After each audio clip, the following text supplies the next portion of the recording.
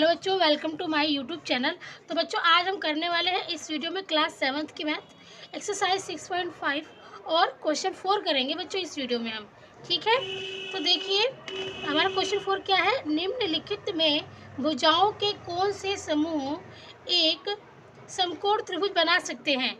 तो देखिए बच्चों, इस क्वेश्चन में क्या है कि हमें ये कुछ भुजाएं दी हुई हैं, ये कुछ भुजाओं के माप दिए हुए हैं और हमें ये बताना है कि कौन सी भुजाओं से एक समकोण त्रिभुज बन सकता है।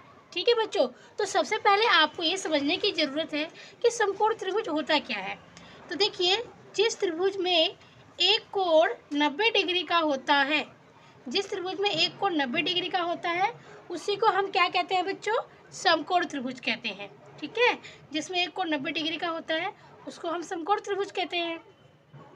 अब समकोण त्रिभुज में आप जानते हो कि क्या होता है, जिसमें एक कोण होता है ना 90 डिग्री का, वो समकोण बनता है। ठीक है, और इस वाली जो भुजा होती, ये वाली भुजा जो है, जो ये वाली भुजा है, इसको हम कहते हैं कर्ण।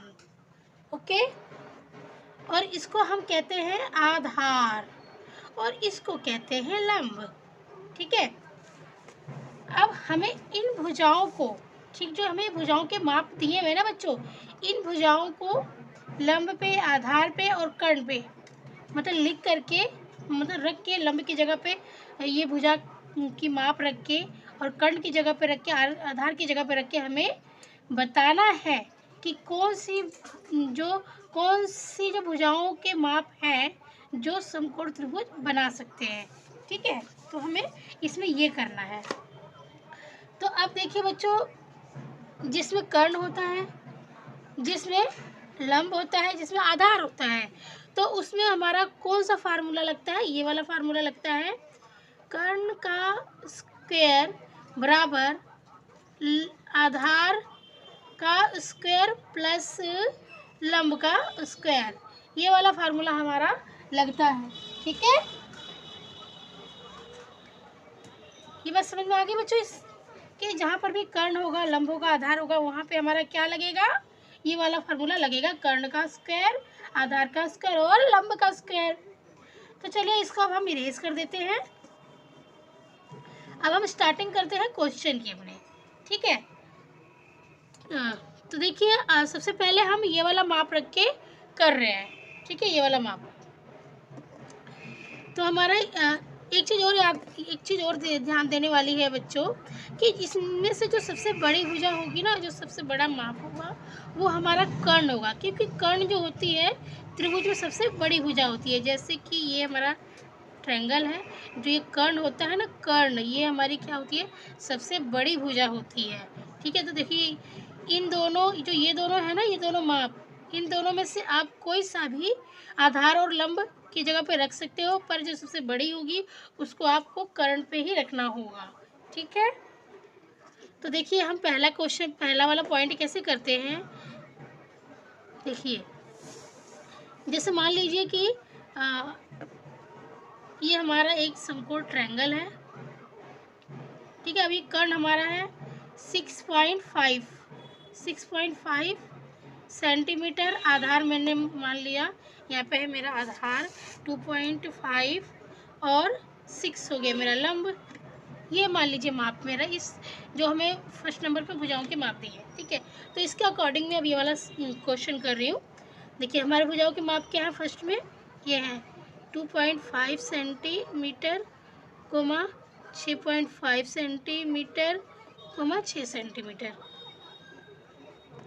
ठीक है, ये हमारे भुजाओं के माप है। तो अब हमारा कौन सा फार्मूला लगने वाला है, यहाँ पे हमारा यहाँ पे लगने वाला है कर्ण का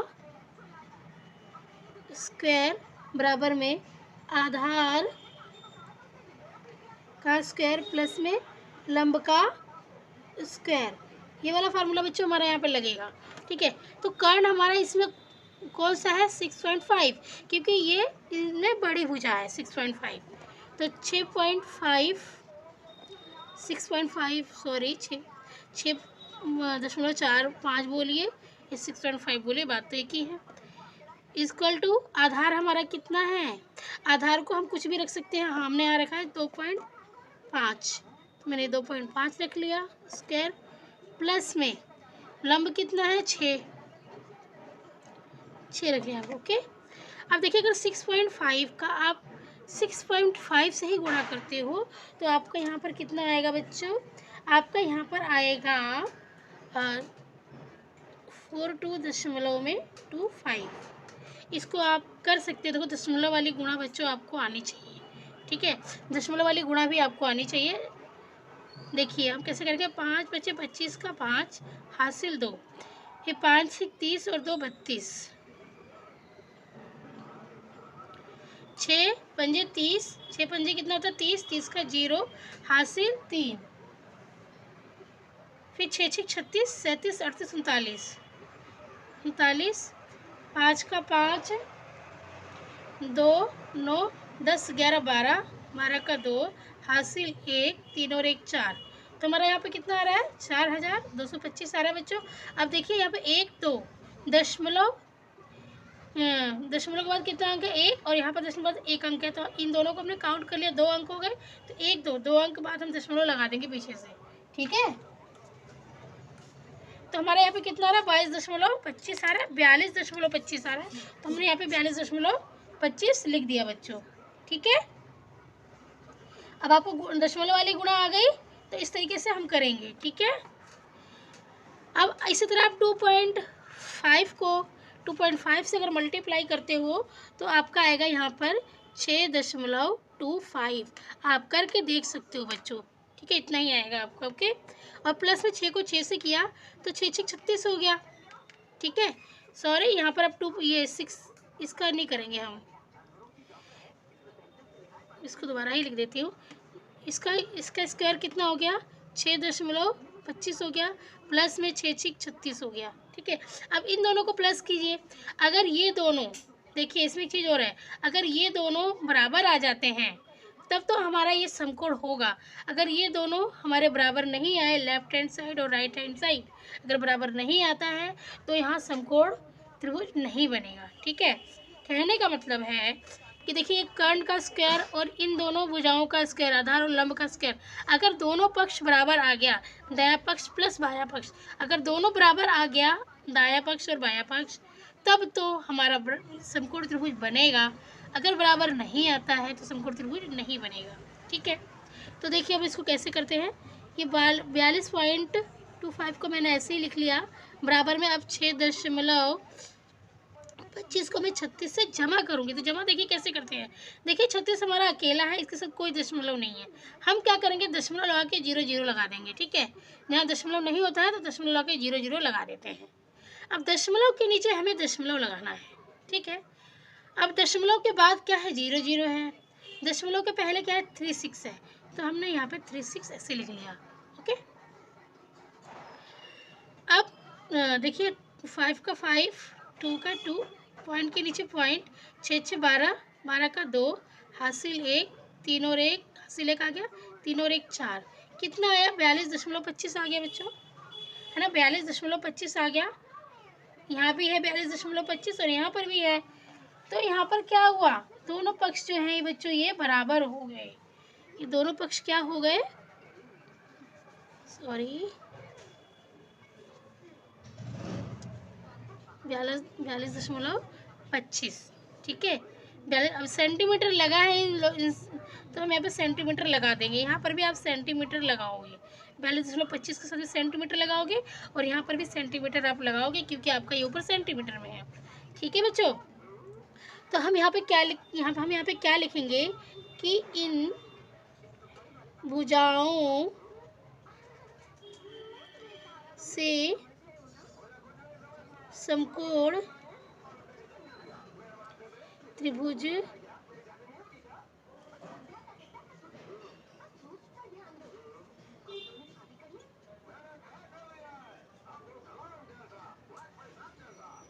बनाया जा सकता है, ठीक है। तो इस तरीके से हमारा ये होगा। अब मैं ये लाइन डाल देती हूँ, बीच में पार्टीशन डाल देती हूँ और हम करेंगे अब इसका सेकंड पार्ट बच्चों। तो देखिए सेकंड पार्ट में हमारा कौन कौन से हमें भुजाएं दी गई हैं, हमें दी गई हैं यहाँ पे 2 ये मेरा सेकंड पार्ट है, मैंने सेकंड नंबर नहीं डाला, आप समझ जाइए सेकंड पार्ट है 2 सेंटीमीटर, 2 सेंटीमीटर और ये 5 सेंटीमीटर। ठीक है, तो अब यहाँ पर वही हमारा यही वाला फार्मूला लगेगा, कर्ण का स्क्वायर बराबर में आधार का स्क्वायर प्लस लंब का स्क्वायर, यही लगेगा यहाँ पर भी। तो अब देखिए कर्ण हमारा क्या है, इसमें सबसे बड़ी भुजा कौन सी है, 5 सेंटीमीटर है, तो 5 को हमने बना दिया कर्ण। ठीक है, क्योंकि सबसे बड़ी भुजा जो होती है वो कर्ण होती है, बराबर में। अब इन दोनों में से कोई सा भी आधार बना लीजिए और लंब बना लीजिए। तो 2 सेंटीमीटर को हमने आधार बनाया पर 2 सेंटीमीटर को लंब बनाया, क्योंकि ये सेम माप की भुजाएं हैं। ठीक है, 2 है, दोनों ही, 2 लंब भी है 2 आधार भी है। तो 5 × 5 = 25 और 2 दूनी 4 प्लस 2 दूनी 4। ठीक है, 2 का वर्ग क्या हुआ 4 हुआ, 2 का वर्ग क्या हुआ 4 हुआ। तो देखिए अब यहाँ पे हमारा क्या हो रहा है, 25 और ये 4 और 4 8, ये दोनों पक्ष बराबर नहीं आ रहे हैं, दोनों साइड बराबर नहीं आया। तो हम यहाँ पे करेंगे कि 25 मतलब बायां पक्ष बराबर नहीं है किसके, दायां पक्ष के। ठीक है, इस तरीके से बोल सकते हो कि लेफ्ट हैंड साइड बराबर नहीं है राइट हैंड साइड के। ठीक है बच्चों, तब यहाँ पर हम ये लिखेंगे कि इन भुजाओं से समकोण त्रिभुज नहीं बन सकता, इन भुजाओं से समकोण त्रिभुज नहीं बनाया जा सकता।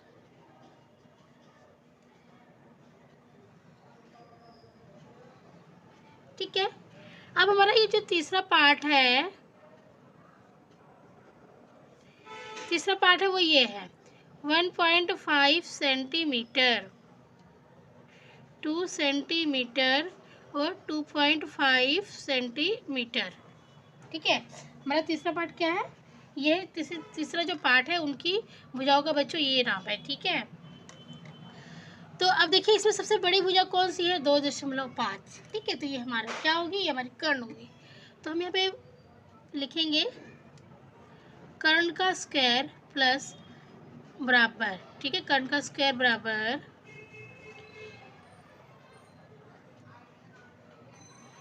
आधार का स्क्वायर प्लस लंब का स्क्वायर।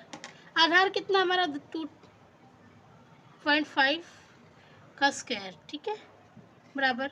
अब इसमें आप कोई सी भी भुजा इन दोनों में आप लंब बना दीजिए और कोई सी भुजा इन दोनों में आधार बना दीजिए आप। ठीक है, तो हमने 1.5 को आधार मान लिया और 2 सेंटीमीटर को लंब मान लिया। अच्छा, यहाँ पर मैं सेंटीमीटर हटा रही हूँ, आंसर में सेंटीमीटर लगा देना आप। ठीक है,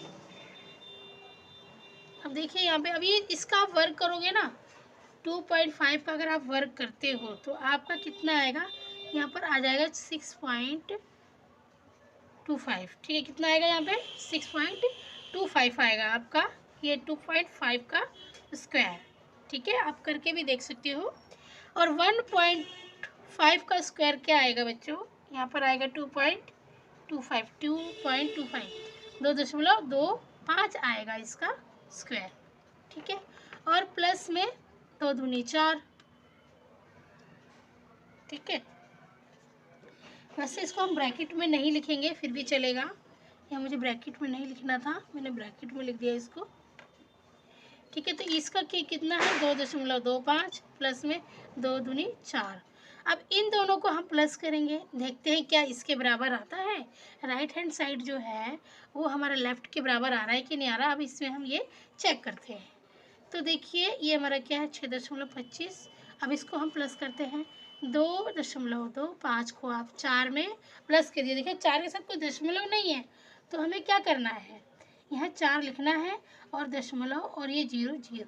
ठीक है, जिसके साथ कोई दशमलव नहीं होता है हम क्या करते हैं, पॉइंट लगा के 0 0 लगा देते हैं। ठीक है, अब देखिए 5 का 5 आ गया, 2 का 2 आ गया, दशमलव का दशमलव, 4 5 6, हमारा कितना है 6.25। तो 6.25 हमारा लेफ्ट में भी है और राइट में भी हमारा यही आ गया। ठीक है ना, राइट में भी हमारा क्या हो गया, यही आ गया। 6.25 सेंटीमीटर आपको आंसर में बच्चों लगाना है। ठीक है, कितने सेंटीमीटर है, 6.25 के साथ भी हम सेंटीमीटर यहाँ लगा देंगे, इसके साथ भी आपको सेंटीमीटर लगाना होगा। ठीक है, तो अब देखिए ये दोनों पक्ष क्या है, बराबर आ गए, है ना, ये दोनों पक्ष है जो बराबर आ गए, ये बायां पक्ष और दायां पक्ष। ठीक है, तो हम क्या लिखेंगे यहाँ पे कि इन भुजाओं से समकोण त्रिभुज बनाना संभव है। ठीक है,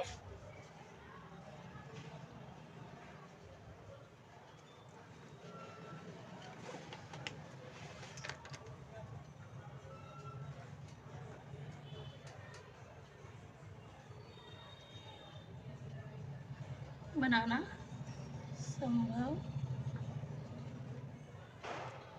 है। ठीक है बच्चों, तो ये हो गया हमारा 4th क्वेश्चन कंप्लीट। बहुत अच्छे से समझाने की कोशिश करी है मैंने बच्चों, आसान भाषा में। आई होप, उम्मीद करती हूँ कि आपको समझ में आया होगा। फिर भी अगर कोई डाउट रह जाता है तो आप पूछ सकते हो मेरे से कमेंट बॉक्स के माध्यम से। ठीक है, और वीडियो अच्छी लगी है, क्वेश्चन समझ में अगर आया है आपको तो प्लीज़ वीडियो को लाइक कीजिए, और चैनल पर नए हैं तो सब्सक्राइब करके बेल आइकन पर प्रेस कर लीजिए, ताकि जब भी नई वीडियो अपलोड हो तो सबसे पहले आपके पास नोटिफिकेशन पहुंच जाए। ठीक है।